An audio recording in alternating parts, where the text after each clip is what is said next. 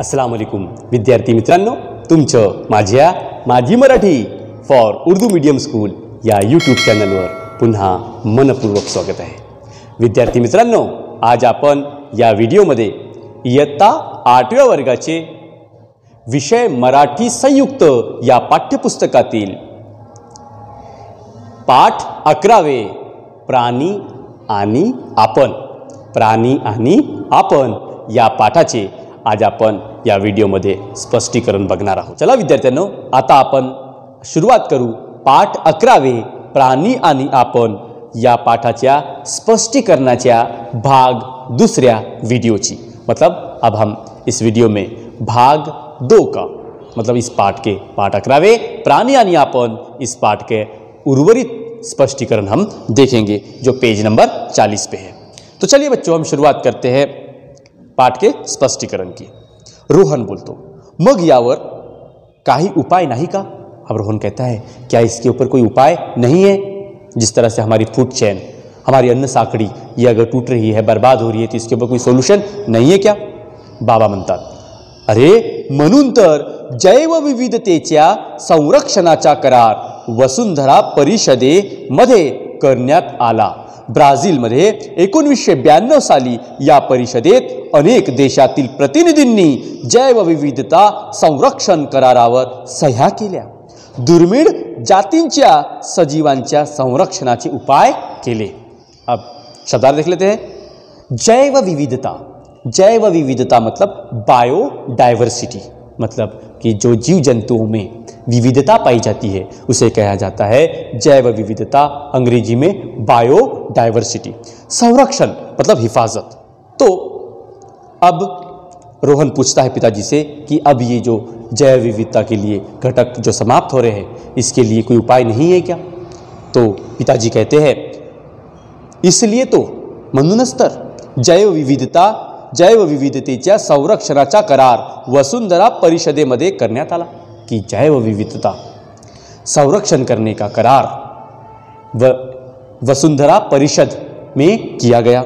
और ये वसुंधरा परिषद ब्राजील में 1992 में ये परिषद ऑर्गेनाइज की गई थी, जिसमें लगभग दुनिया के सभी देशों के प्रतिनिधि इस सभा में आए थे और सभी ने हस्ताक्षर किया था और दुर्मिळ जातींच्या सजीवांच्या संरक्षणाचे उपाय केले। और जो घटक, जो प्राणी जो समाप्त हो रहे हैं, नष्ट हो रहे हैं, वैसे दुर्मिळ जाति के प्राणियों का संरक्षण करने के लिए उपाय इस सभा में, इस परिषद में निश्चित किए गए।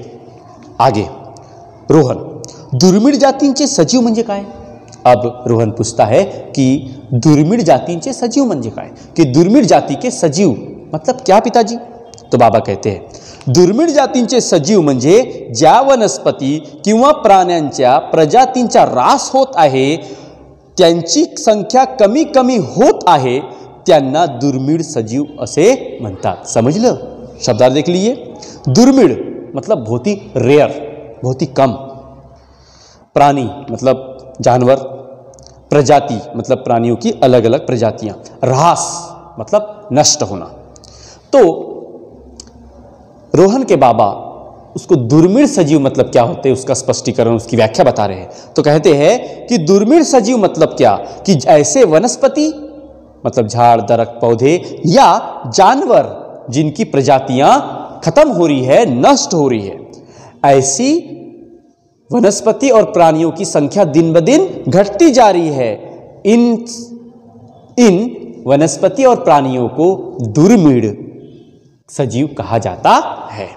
रोहन, अब रोहन कहता है, दुर्मिळ सजीवांना संरक्षण कसं देणार?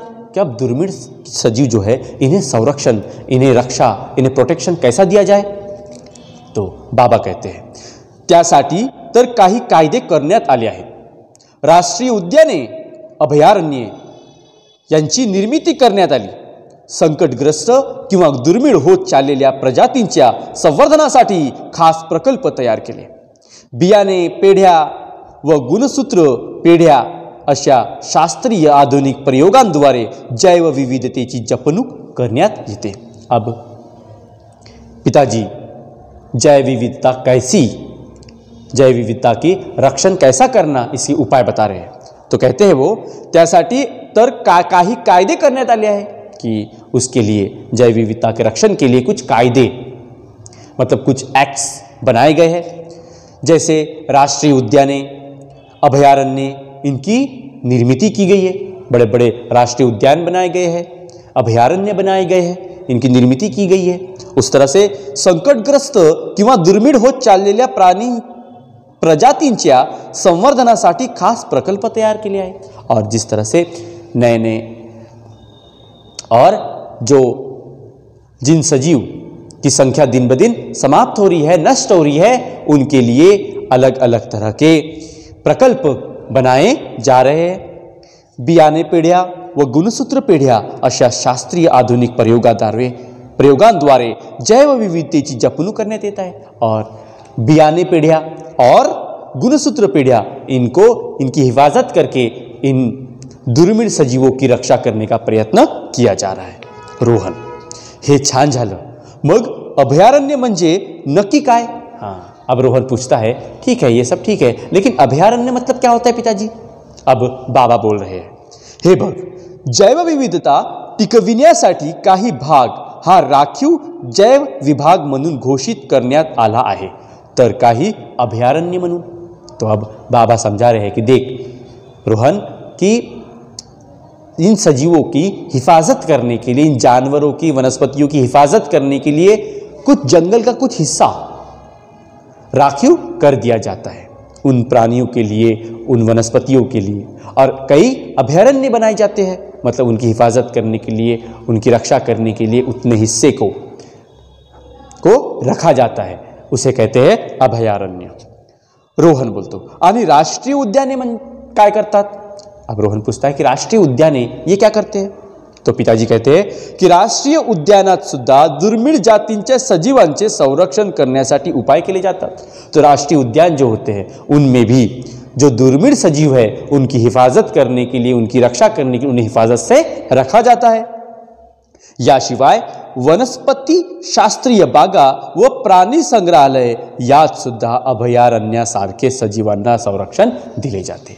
और इसी तरह से वनस्पति शास्त्रीय बगीचे का निर्माण किया जाता है, प्राणी संग्रहालय इनकी भी निर्मिती की जा रही है, और अभयारण्यों की भी निर्मिती की जा रही है।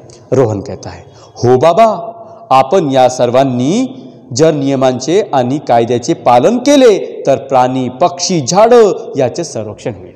अब रोहन कहता है कि हाँ पिताजी, अगर हम ऐसे ही जानवरों के, प्राणियों के, वनस्पतियों की और पक्षियों की हिफाजत करेंगे तो ही इनकी रक्षा हो पाएगी, इनकी हिफाजत हो पाएगी। कारण निसर्गातली इतकी विविधता पाहिली की किती छान प्रसन्न वाटतं ना। हाँ, अब रोहन कहता है पिताजी को कि देखिए पिताजी, इन सब घटकों का विविधता अगर हमने देखे तो कितना खुश लगता है, कितना अच्छा लगता है। झाडांमुळं औषध, मसाल्याचे पदार्थ, मेण, लाख, राळ, मध या वस्तू तर भरपूर मिळतीलच, पण प्राण्यांचे नैसर्गिक घर म्हणजे जंगल सुद्धा टिकतील। अब रोहन कह रहा है पिताजी को कि देखिए, झाड़ों से, दरख्तों से हमें क्या क्या मिलता है? क्या क्या मिलता है? औषध मिलती है, मेडिसिन मिलती है, मसाले पदार्थ मिलते हैं, मेन मिलती है, लाख मिलता है, राड़ मिलती है, और मध मतलब हनी भी मिलती है। और इस तरह से हम इन वनस्पतियों की रक्षा करेंगे तो जंगली जानवरों को भी उनका घर मिल जाएगा। आणि मग एक दिवस खरोखरच गाण्यात म्हटल्याप्रमाणे प्राण्यांची सभा भरेल, और ये ऐसा जिस दिन हो जाएगा, सभी प्राणी और पक्षी, वनस्पति की हिफाजत हो जाएगी, सबकी संख्या बढ़ जाएगी, तभी रियलिटी में, सच में इन सब प्राणियों की सभा, इन सब प्राणियों की मीटिंग हमें दिखाई देंगी। बाबा कहते हैं, आणि त्यांचं संरक्षण केल्याबद्दल ते आपल्याला धन्यवाद देतील, हो ना। और बाबा कहते हैं रोहन को कि इनकी रक्षा करने के लिए वो जानवर, सभी वनस्पति और परिंदे हमें धन्यवाद करेंगे। रोहन म्हणतो, हो नक्की, बिल्कुल बाबा। इस तरह से भाग 1 और भाग 2 इस पाठ पे आधारित स्पष्टीकरण बच्चों समाप्त होता है। अगर आपको इस पाठ का संपूर्ण स्पष्टीकरण समझ आया है भाग 1 और भाग 2 का, तो आप इस वीडियो को लाइक कीजिए, आगे शेयर कीजिए, और अगले भाग में हम लोग इस पाठ पे आधारित स्वाध्याय देखेंगे।